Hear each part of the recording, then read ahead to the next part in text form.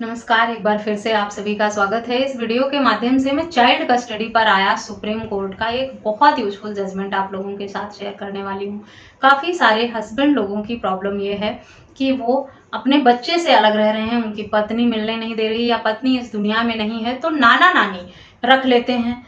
या मासी को बच्चा दे दिया जाता है, पति को नहीं दिया जाता, पिता को बच्चा नहीं दिया जाता, ये कह के कि आप पाल नहीं सकते हैं। महिलाएं हैं अगर घर में तो वही पाल सकती हैं बच्चों को। इसी तरह का एक जजमेंट था जिसमें कोविड-19 में बच्चे के मदर की डेथ हो गई थी। उसके बाद बच्चे की कस्टडी रिलेटिव को दे दी गई थी, यानी महिला के मायके वालों को दे दी गई थी और उन्हीं के पास बच्चे की कस्टडी थी। कुछ समय बाद पिता ने बच्चे के शादी कर लिया, उनकी पत्नी आ गई। उसके बाद कोर्ट में चाइल्ड कस्टडी की मांग की और सुप्रीम कोर्ट ने इस मामले में छोटे बच्चे की कस्टडी उसके पिता के हवाले किया, ये कहते हुए कि रिश्तेदारों को अगर बच्चे की कस्टडी दे दी गई है तो उससे बढ़कर पिता उसका नेचुरल गार्जियन है बच्चे का और उसके जो भले बुरे की सोच समझ रखता है। एक रिश्तेदार से अधिक अच्छा सोच सकता है एक पिता, अपने बच्चे का भला सोच सकता है। अगर बच्चा अपने पिता के साथ कंफर्टेबल है, खुश है और उसका अच्छा डेवलपमेंट हो रहा है, उसका अच्छा फ्यूचर हो सकता है और पिता ने दूसरी शादी कर ली है, उसके घर में महिलाएं हैं, महिला है बच्चे की देखभाल करने के लिए, रिश्तेदार से लेकर बच्चे की कस्टडी उसके पिता को भी दी जा सकती है। इस मामले में जो तर्क दिया पति ने कोर्ट में, वो कोर्ट को उचित लगा, उसी आधार पर उसके हक में फैसला हुआ। क्योंकि पहले पत्नी की डेथ हो गई थी, वो अकेला था तो बच्चे की देखभाल नहीं कर सकता था, उसका पालन पोषण सही से नहीं कर सकता था क्योंकि वो सरकारी नौकरी में भी था, उसके पास समय नहीं था कि वो अपने बच्चे की देखभाल करे। लेकिन जब उसने दूसरी शादी कर ली, उसके साथ एक और महिला आ गई रहने, उसकी पत्नी, तब उसे लगा कि अब वो अपने बच्चे को अपने साथ रख सकता है, उसका अच्छा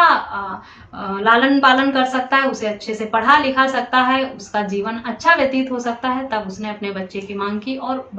पिता की ये मांग कोर्ट को भी उचित लगी, इसीलिए उसके हक में फैसला हो गया। तो अगर आप लोगों के मन में है कि बच्चे की कस्टडी माइनर है तो पिता के पास नहीं जाती है या किसी रिश्तेदार को दे दी गई है, नाना नानी को दे दी गई है, तो अब फादर को नहीं मिल सकती है, तो सुप्रीम कोर्ट का ये जजमेंट आप जरूर पढ़ें। इस जजमेंट का लिंक आपको वीडियो के डिस्क्रिप्शन बॉक्स में दे दूंगी मैं, जहां से आप पढ़ सकते हैं, डिटेल में समझ सकते हैं क्या है पूरा मामला। और अगर इसी तरह से आपका मामला भी है तो इस जजमेंट का हवाला देकर आप अपने बच्चे की कस्टडी वापस ले सकते हैं। अगर समान परिस्थितियां आपके मामले में भी हैं कि पार्टनर खो दिया आपने, उसके बाद आपके हक में फैसला नहीं हुआ, बच्चे की कस्टडी नाना नानी को दे दी गई, मासी को दे दी गई, भाभी को दे दी गई, आपकी पत्नी के उन लोगों ने रखा, बच्चे को संभाला, ये कहकर मना कर दिया गया कि आपकी माँ बहुत बुजुर्ग हैं, बूढ़ी हैं, वो देखभाल अपना नहीं कर सकती, बच्चे का क्या करेंगी, आप नौकरी करते हैं, आप नहीं कर सकते बच्चे की देखभाल। तब जब आप दूसरी शादी कर लें, आपकी पत्नी आ जाए, तब आप इस आधार पर अपने बच्चे की मांग करें और आपको